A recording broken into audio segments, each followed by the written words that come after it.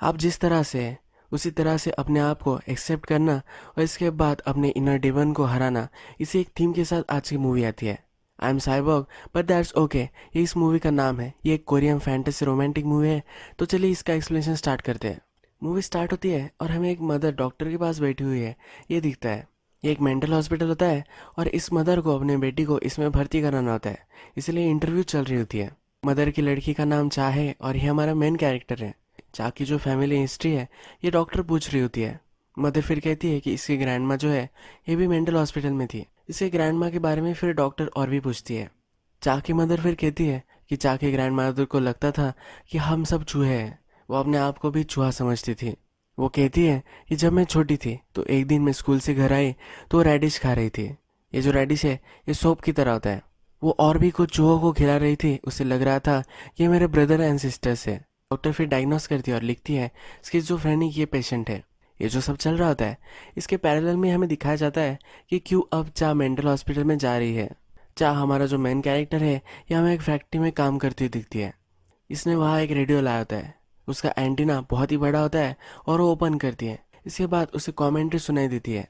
ये जो कमेंट्री है ये इसके आवाज़ में यानी कि इसके सर में ही ये सब आवाज़ें चल रही है। ये जो कमेंट्री चल रही होती है इसके ऑर्डर से अपने जो हाथ होता है इसको ही वो काटती है और इसमें कुछ वायर्स डाल देती है। अपने आप को जो चार्ज कर रही है ऐसा उसे लगता है। ये जो सब उसने किया है, सुसाइड अटेम्प्ट उसने किया है, इसकी वजह से अब उसे इस मेंटल हॉस्पिटल में डाल दिया जाता है। अब नेक्स्ट हमें मेंटल हॉस्पिटल में चाह दिखती है और वो एक बेड पर होती है। बेड पर पड़े पड़े उसकी आँख तो ओपन होती है पर वो जैसे कोमा में है ऐसे वो पड़ी हुई होती है। एक औरत फिर इसका बेड लेती है और हॉस्पिटल में यहाँ वहाँ उसे घुमाती है। हर पेशेंट की स्टोरी उसे सुनाती है। वो कहती है कि एक पेशेंट भागने की कोशिश उसने की थी। पुलिस ने उसे बहुत ढूंढना, सब उसे ढूंढते रहे। 2-3 दिन बाद ये जो बड़ा सा ग्लॉक है इसके नीचे वो छुपा था और वो मर गया था। ऐसी भयानक बहुत सारी स्टोरीज उसे सुनाती है पर इसके बाद हमें पता चलता है ये भी वहाँ की एक पेशेंट है। डॉक्टर वहाँ आती है और इसे दूर कर देती है। डॉक्टर चा को कहती है कि इसके बात पर कुछ भी बिलीव मत करना। ये अपनी मेमोरी लॉस कर देती है और ऐसी कुछ भी स्टोरीज बनाती है। अब हमें हॉस्पिटल के बाहर ये जो डॉक्टर है और इसका एक कलीग ये दोनों डिस्कस करते हुए दिखते हैं। वो कहते हैं कि चा को सीवियर डिप्रेशन है। इसकी नैनी को भी यही था। इसको जो डिप्रेशन है इससे वो कभी भी बाहर आ सकती है। हमें दिखता है कि दिन भर चा बेड पर ही पड़ी रहती है पर जब रात होती है तो वो उठ जाती है। जैसा सब कुछ नॉर्मल है इस हॉस्पिटल में वो चल रही होती है। रात में और भी एक पेशेंट जगा हुआ होता है। इसका नाम है सन। ये हमारा दूसरा मेन कैरेक्टर है। ये चा को देखता है और उसका पीछा करने लग जाता है। चा जो होती है जो भी नॉन लिविंग चीज़ें होती है यानी कि लाइट, फ्रिज, इस तरह की चीज़ों से वो बात करती है। इसे लगता है कि एक साइबॉग है यानी कि एक रोबोट है, इसी वजह से किसी से भी बात कर सकती है। पहले सीन में हमें दिखाया गया था कि अपने आप को ये चार्ज कर रही थी। इसे लग रहा था कि इसकी चार्जिंग खत्म हो गई है और यही करने की कोशिश कर रही थी। इसी वजह से इसने अपने आप को इलेक्ट्रिक्यूट कर लिया था। चाह फिर हमें रेफ्रिजरेटर से बात करते हुए दिखती है और उससे कुछ मांगती है। ये ओपन भी हो जाता है, उसे जो चाहिए होता है वो मिल जाता है। सन इसका पीछा ही कर रहा होता है और उसके बैग में जो भी कुछ है ये वो देखता है। सन एक शातिर चोर होता है तो इसके बैग से वो टूथब्रश निकालता है, ब्रश कर लेता है और ये रख भी देता है। चाह फिर हमें हॉस्पिटल में अपने बेड के पास जो लाइट होता है उससे बात करती हुई दिखती है। ये उससे पूछती है कि तुम्हें कब पता था कि तुम लाइट हो। वो कहती है कि मुझे बहुत पहले से ही पता था। जब मेरी नैनी हॉस्पिटल में जा रही थी तब से मुझे पता है। ये हमें इसकी जो मेमोरी है ये फिर दिखाई जाती है। इसकी नानी को हॉस्पिटल में ले जाया जा रहा है और ये अपनी बाइसिकल से इसका पीछा करती है। ये अपनी नानी का पीछा नहीं करवाती। इसके मन में ही एक क्वेश्चन आता है, ये तो साइबॉग है, ये तो पीछा कर सकती है, ये कभी भी थक नहीं सकती। ये अपना ही रैशनलाइजेशन कर लेती है कि इसकी बैटरी खत्म हो गई होगी इसलिए इसका पीछा नहीं कर पा रही। इसका जो एनिमी है वो अब एम्बुलेंस बन चुकी है। ये इसको अम्स बुलाती है। इसका मिशन होता है कि सारे अम्स को मिटा दे, उसकी जो नानी है उसे फिर से बचा ले। चाह फिर हमें दिखती है कि वो फ़ोन से बात कर रही होती है। उससे पूछती है कि मैं साइबॉग हूँ पर मुझे पता नहीं है कि मेरा पर्पस क्या है। अगर मुझे मेरा पर्पस मिल जाए तो इससे मेरी लाइफ बहुत ही ईजी हो जाएगी। मैं किस लिए बनी हूँ ये मुझे पता चल जाएगा। इस मूवी में हम देखते हैं कि जो भी सब चीज़ें हो रही है ये हमारी लाइफ से बहुत ही रिलेट कर पाती है। फॉर एग्जाम्पल, हम भी हमारे पर्पस के लिए स्ट्रगल करते हैं। जो भी चीज़ होती है जिससे हम बहुत ही प्यार करते हैं ये हमसे छीन ली जाती है या दूर चली जाती है और हम इसे कंट्रोल नहीं कर पाते। फिर भी हम होपफुल होते हैं कि हम इसे फिर से पा लेंगे। इस तरह से सिम्बोलिज्म का यूज़ कर कर ये पूरी मूवी चलती है। इस पागल लोगों की कहानी में एक बहुत ही रियल लाइफ स्टोरी निकल कर आती है। फिर से हम वीडियो में कंटिन्यू करते हैं। चा के पास हमें एक मोटी औरत आई है, ये दिखता है। वो कहती है कि मैंने नोटिस किया है कि तुम अपने प्लेट से कुछ भी खाना नहीं खाती। चा अपने आप को तो साइबोर्ग ही समझती है, तो कुछ खाना नहीं खाती। ये मोटी औरत फिर उसे कहती है कि अगर तुम खाना नहीं खाओगे, तुम पर सब लोग नजर रखेंगे, तुम्हें खाना खाना ही पड़ेगा, तो तुम्हारा खाना मैं खा सकती हूँ। ये मोटी है तो इसे बहुत सारा खाना लगता है। ये डील फिर ये कर लेते हैं। इसके बाद नेक्स्ट सीन जो है, इसमें एक मीटिंग चल रही होती है। इसमें डॉक्टर और पेशेंट बैठे हुए होते हैं। इन्हें जो भी सब प्रॉब्लम्स है, ये डॉक्टर उन्हें कहने को बोलती है। इन सब को सन से प्रॉब्लम होता है। जैसे मैंने आपको बताया कि सन सब कुछ चोरी कर सकता है, तो इन सब की चीज़ें इसने चोरी की होती है। इस पर बहुत ही नाराज़ होते हैं। एक कहता है कि मेरे पास टेबल टेनिस खेलने का टैलेंट था, पर इसने मुझसे चोरी कर लिया है। जो मोटी औरत होती है वो कहती है कि मुझे बहुत भूख लगती थी, पर अब उतनी भूख नहीं लगती, इसने मेरी भूख चुरा ली है। इस तरह से ये सब इस पर ब्लेम करते हैं। नेक्स्ट सीन में सन अपने फ्रेंड से कह रहा होता है कि मैंने कुछ भी नहीं चुराया था, मैंने सिर्फ थर्सडे चुराया है। चा ने अब सुना है कि सन कुछ भी चोरी कर सकता है। चा के मन में होता है कि मेरे पास भी एक चीज़ है जो चोरी हो जानी चाहिए, इसीलिए सन का अब वो पीछा कर रही है। चा वंडर करती है कि थर्सडे कैसे चोरी कर सकता है। सन बहुत ही डिस्टर्ब होता है क्योंकि उसकी मदर उसे छोड़कर चली गई है, ऐसा उसे लग रहा होता है। उसका फ्रेंड उसे कंसोल करता है कि ऐसा कुछ भी नहीं है। सन जब रूम से चला जाता है तो चा भी बाहर आ जाती है। चा जब अपनी बैग देखती है तब उसके पास हर डे के लिए एक नई पैंटी होती है, तो उसकी थर्सडे की जो पैंटी होती है ये मिसिंग होती है। अब उसे पता चल जाता है कि सन ने क्या चोरी किया था। चा सन का पीछा कर रही होती है और सन को पता चल जाता है कि उसका पीछा कर रही है। वो उसके पीछे आता है तो एक लॉक में वो छिप जाती है। सन उसे कहता है तुम साइको, मेरा पीछा मत करो, और वहाँ से चला जाता है। वो जाते वक्त चा उसे कहती है मैं साइको नहीं, मैं साइबॉर्ग हूँ। फिर से हमें चा की एक मेमोरी दिखती है। उसने सन को अभी अभी बताया है कि वो साइबॉर्ग है, इससे मेमोरी ट्रिगर होती है। चा की मदर के साथ ये उसकी मेमोरी है। चा की जो मदर है ये एक रेस्टोरेंट चलाती है।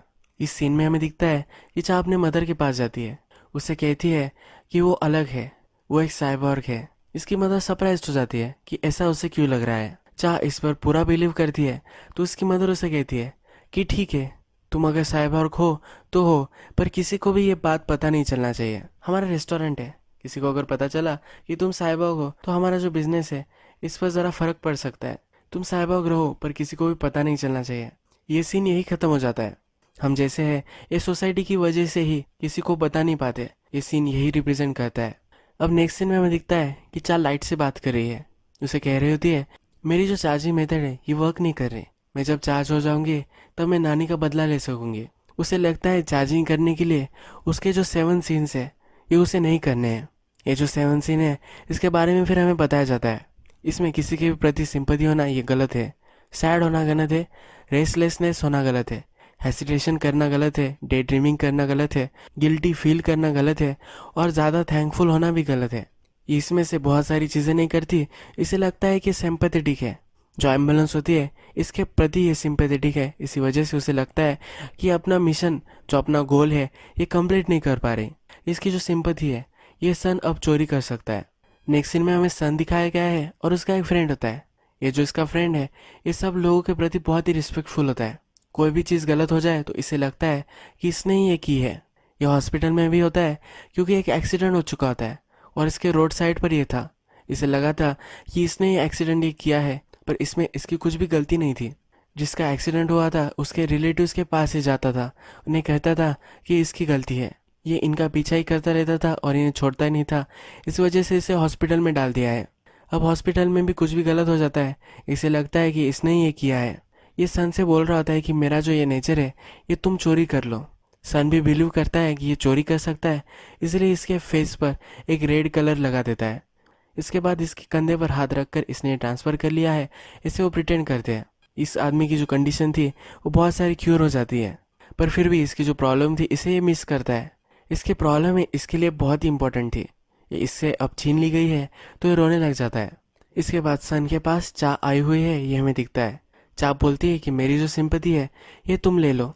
चा कहता है कि ऐसे में चोरी नहीं कर सकता, ये तुम मुझे दे रही हो और मैं ले रहा हूँ, ऐसा ही ट्रांसफ़र नहीं हो सकता। उसे कहता है कि तुम्हारे लिए बहुत ही इंपॉर्टेंट होना चाहिए और इसके लिए तुम्हें ग्रीव करना चाहिए, तुम्हें गुस्सा आना चाहिए जब मैं तुमसे लूँगा। चा कहती है कि ये सब मैं करूँगी। सन फिर कहता है कि मुझे तुम्हारा पीछा करना पड़ेगा, 2-3 दिन में तुम्हारा पीछा करूंगा और फिर तुमसे ही चोरी कर लूंगा। चा भी इसके लिए मान जाती है। अब नेक्स्ट कुछ सीन में हमें दिखता है कि सन चा का पीछा कर रहा है। सन को एक प्रॉब्लम आ चुकी है। जो सिंपैथी उसने चोरी की थी वो बहुत ही सिंपैथेटिक हो चुका है। ये इस सिंपैथी के साथ रह नहीं सकता, तो जिस आदमी की सिंपैथी थी उसे वापस कर देता है। अब ये चा का पीछा कर रहा था, तो इसकी जो सिंपैथी है ये वो चोरी नहीं करता, तो उसके बैग में एक वैल्यूबल चीज़ होती है, इसे वो चोरी कर लेता है। इसके बाद चा बहुत ही रोती है। इसे पता नहीं होता कि इसकी जो चीज़ थी ये किसने ली थी। ये फिर सन के पास आई होती है। ये बहुत रो रही होती है। ये कहती है कि नानी के दांत थे, ये जब हॉस्पिटल से बाहर आएगी तो चबाने के लिए उसे लगेंगे। ये चोरी हो गए हैं, तो इसे बहुत ही बुरा लग रहा होता है। ग्रुप मीटिंग में जब चा को पता चलता है तो इस पर वो झपक जाती है, उसे बहुत मारती है। इसके बाद हमें दिखता है कि सन और चा जो उनकी सेरेमनी होती है, इसका मतलब है सन अब किसी कलर से इसका जो फेस है इसे रंग देगा और इसके बाद इसकी जो सिंपैथी है ये चोरी कर लेगा। ये सेरेमनी उनकी हो रही होती है। जब ये खत्म हो जाती है तब चा को लगता है उसका जो वे है इसके बीच में कोई भी नहीं आने वाला। यह पूरी तरह से साइबोर्ग बन चुकी है और चार्ज हो चुकी है। ये फिर बाहर निकलती है, हॉस्पिटल में आती है। हॉस्पिटल में अपने हाथ से गन बनाती है और सबको मार देती है। ये जो सब हो रहा होता है इसके ड्रीम्स में ही होता है, और ये ड्रीम जब खत्म हो जाता है तब ये एग्जॉस्ट हो जाती है और वही गिर जाती है। इस सीन के बाद सन की जो बैक स्टोरी है ये हम देखते हैं। सन जो होता है ये अपने पेरेंट्स से निगलेक्ट हो जाता है। ये उनके लिए इनविजिबल था, तो सन को लगने लगता है कि इनविजिबल है, इससे वो चीज़ें चोरी कर सकता है। चोरी करने की वजह से वो जेल में भी जाता है, पर जेल में वो चोरी करता है। इसे लगता है कि अब वे छोटा छोटा होता जाएगा और एक दिन इनविजिबल हो जाएगा। वो ऐसा होकर मर सकता है, इसी वजह से वो हॉस्पिटल में आया है। उसे लगता है कि अगर वो इलाज लेगा तो वो छोटा नहीं होगा, इनविजिबल नहीं होगा। इसकी जो बीमारी है इसके बारे में इसे सब कुछ पता है और ये सेल्फ अवेयर है कि इसको अच्छा होना है, इसीलिए हॉस्पिटल में आया हुआ होता है। हॉस्पिटल के डॉक्टर्स को पता चलता है कि चा कुछ खा नहीं रही थी, इसी वजह से वो पड़कर गिर गई थी। इसका ब्रेन रिसेट करने के लिए, इसको फिर से होश में लाने के लिए इसे शॉक थेरेपी देते हैं। ये जो शॉक में होती है तो उसे ग्रैंड माँ दिखती है। ग्रैंड माँ उससे बात करने की कोशिश कर रही है, पर इसे कुछ भी सुनाई नहीं देता। इसको अपनी ग्रैंड माँ को बचाना है, इसके लिए वो फिर से जाग जाती है। डॉक्टर से वो कहती है कि मैं मशीन्स में लगी हुई थी, मुझे मेरी ग्रैंड माँ मिलने के लिए आई थी। ये जो सब था ये इमेजिन कर रही थी, तो इसलिए डॉक्टर इससे कंसर्न हो जाती है। चा फिर वहाँ से उठ जाती है और फिर से इमेजिन करती है कि सब लोगों को वो मार रही है। फिर से ये गिरकर सो जाती है। अब चा कुछ खा नहीं रही है, तो डॉक्टर्स वगैरह उसे नली से खाना दे रहे होते हैं। यह जब सन देखता है तो उसे लगता है कि बहुत ही गलत है, ये इसकी मर्जी के खिलाफ है, खाना खाना नहीं चाहती क्योंकि ये साइबॉर्ग है। सन फिर डिसाइड करता है कि अब वो उपोषण करेगा। हॉस्पिटल में इसके जो सब फ्रेंड्स होते हैं इनको भी मना लेता है कि वो भी अब उपोषण करेंगे। डॉक्टर फिर उसके पास आता है, उसे समझाता है कि अगर वो और भी 3 दिन तक स्टार्व करती रही तो वो मर जाएगी। ये सुनकर सब डर जाते हैं और सब खाना खाने लग जाते हैं। सन को चा के साथ जो भी सब हो रहा है ये मंजूरी नहीं होता, तो ज़्यादा डिस्टर्ब हो जाता है। वो अनकंट्रोलेबल हो जाता है और चा के रूम में पहुंच जाता है। उसके बेड के नीचे वो कुछ रख देता है। इसके बाद हॉस्पिटल का जो स्टाफ होता है इसे एक बंद खोले में बंद कर देते हैं। ये जो रूम होती है ये चा के रूम के पास ही होती है। सन ने चा को जो चीज़ दी थी ये स्ट्रिंग वॉकी टॉकी है, इसे अब वो बात कर सकते हैं। सन चा को कहता है कि मेरे पास एक बूट है जिससे तुम उड़ कर कहीं भी जा सकते हो। ये फिर उनकी एक इमेजिनरी दुनिया में स्विट्जरलैंड में पहुंच चुके हैं, ये इमेजिन करते हैं। इस इमेजिनरी दुनिया में चा उसे समझा रहा होता है कि तुम्हें खाना खाना चाहिए, पर ये अभी भी मान नहीं रही होती। चा की जो नानी है ये उसे वहाँ दिखती है, एक दूसरे को हक करते हैं। सन ने चा को उसके नानी के जो टीथ थे वो वापस कर दिए हैं। ये टीथ को नानी को दिखाती है। वो कहती है कि तुम जब वापस आओगी तब तुम्हें ये लगेंगे। नानी उसे बोलती है कि मुझे अब ये नहीं लगेंगे, तुम जब बूढ़ी होगी तो तुम्हें ये लग सकते हैं। नानी उससे दूर हो रही है ऐसा उसे लगता है। इसका मतलब है नानी अब मर चुकी है और इसका रियलाइजेशन उसे होता है। नेक्स्ट दिन चा की मदर ये न्यूज़ सुनाने के लिए वहाँ आती है। चा की मदर उससे कहती है तुम्हारी नानी ये टीथ पीछे छोड़कर चली गई थी, वो हॉस्पिटल में फिर से रेडिएशन ना खाए तो इसलिए उसने किया था। चा की मदर उससे पूछती है तुम साइबॉर्ग हो, ये किसी को बताया तो नहीं ना। चा कुछ बोलती नहीं तो वो समझ जाती है इसने किसी को बताया है। इसकी मदर रोने लग जाती है। वो कहती है ऐसी चीज़ें तुम्हें दुनिया को नहीं बतानी है। चा बहुत ही दुख में होती है। नानी की जो भी सब चीज़ें होती है ये वो गाड़ देती है। ये टीथ पहले गाड़ती है, उसे लगता है कि ये टीथ उसे नहीं गाड़नी चाहिए, ये फिर वो निकाल लेती है। चा को सहारा देने के लिए सन भी वहाँ आता है और एक दूसरे को घिस करते हैं। डॉक्टर्स ने ट्यूब से इसे कुछ खाना दिया है। इसे चा अब थोड़ी देर तक जी रही है, पर अगर ये कुछ खाना नहीं खाएगी तो ये पक्का मर जाएगी। सन जो है अब इसके लिए केयर करता है। ये दोनों अब प्यार में है तो इसे लगता है कि इसे कुछ खाना चाहिए। सन फिर एक आइडिया लगाता है। इसके पास अपनी मदर का एक फ़ोटो होता है जो एक बड़े से पेंडल में होता है। ये पेंडल फिर वो चा को दिखाता है। वो कहता है कि एक डिवाइस है, अगर ये डिवाइस मैं तुम्हारे बॉडी में फिट कर दूंगा तो इससे तुम जो खा रही हो ये डिस्ट्रॉय हो जाएगा और इससे डायरेक्टली एनर्जी में कन्वर्ट हो जाएगा। इससे तुम कुछ भी खा सकोगी। ये फिर झूठ मूठ उसका ऑपरेशन करता है, ऐसा प्रिटेंड करता है और चा को भी ये सच लग जाता है। फिर उसे कैंटीन में लेकर आता है। जब ये इसे खाना देता है चा का अब भी नहीं लग रहा होता कि ये वर्क करेगा। चा उसे कहती है कि अगर मैं खा लूँ, अगर ये वर्क नहीं करेगा तो क्या होगा। सन कहता है कि वर्क करेगा, मुझ पर भरोसा रखो। चा उसे कहती है अगर ये खराब हो गया और तुम अगर मेरे पास नहीं रहे तो मैं क्या करूँगी। सन कहता है कि मैं हमेशा तुम्हारे साथ ही रहूँगा। इसे कॉन्फिडेंस देता है और फिर खाना खिलाता है। अब ये खाना खाने लग जाती है। चा का जो पर्पस था ये अब चला जा चुका है। उसकी नानी को उसे बचाना था। इसकी नानी अब इस दुनिया में नहीं है तो अब ये क्या करेगी। इसकी नानी की जो क्रेव उसने बनाई होती है, यानी कि उसकी चीज़ें उसने गाड़ी हुई होती है, वहाँ वो आती है। इसकी मेमोरीज में वो याद करती है जिस दिन उसकी नानी को ले जाया गया था। इस मेमोरी को अपने मन में याद करती है। इसके लिए बहुत ही पेनफुल था। जिस रूम में वो थी इस रूम में एक रेडियो था। नानी और वो हमेशा इस रेडियो से गाना सुनते थे। इसी रेडियो से चाह हमेशा बात करती है। उसे एक ब्रॉडकास्ट सुनाई देता है और ये इसके खुद के ही थॉट होते हैं। इसे सदमा लगा था और इसके बाद से इस रेडियो से उसे आवाज़ें आ रही थी, ऐसा उसे लग रहा था। चा को लगता है कि अब उसे बेटर होना चाहिए, इसीलिए डॉक्टर को अपनी प्रॉब्लम बता देती है। उसकी मदर ने उसे कहा था कि तुम साइबॉग हो, किसी को भी बताना नहीं है, लोग तुम्हें गलत समझेंगे। पर अब ये जो है ये इस दुनिया को बता देना चाहती है। ये डॉक्टर को जब बताती है, डॉक्टर को इसको प्रॉब्लम पता चल जाता है। ये एक दूसरे को हक करते हैं। डॉक्टर बताती है कि परफेक्टली फाइन है कि तुम साइबॉग हो। अब नेक्स्ट सीन में हमें चा और सन दोनों बैठे हुए हैं, ये दिखता है। चा को उसकी जो नानी है ये कुछ मैसेज दे रही है, ये उसे पता चलता है।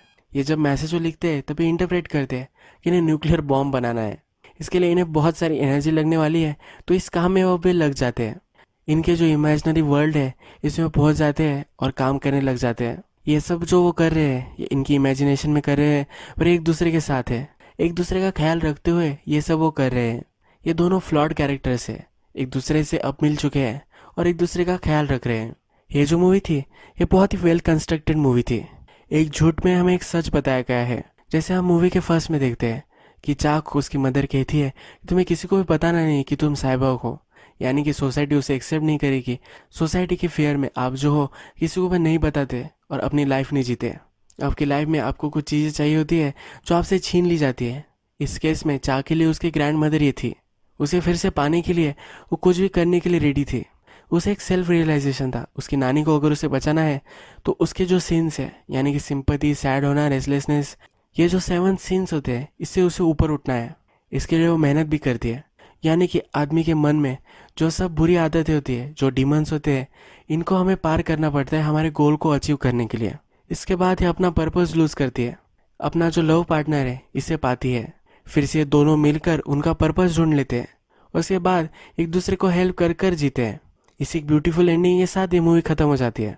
अगर आपको ये वीडियो अच्छा लगा तो प्लीज़ इस वीडियो को लाइक करना मत भूलिए। मैं बहुत सारी मूवीज़ लेकर आता रहता हूँ तो इस चैनल को सब्सक्राइब कर दीजिएगा और बेल नोटिफिकेशन आइकॉन भी दबा दीजिए, यानी कि सब मूवीज़ आपको मिलती रहे। हम फिर से मिलेंगे और एक मूवी के साथ। तब तक के लिए थैंक यू और आप अपने आप का ख्याल रखिए।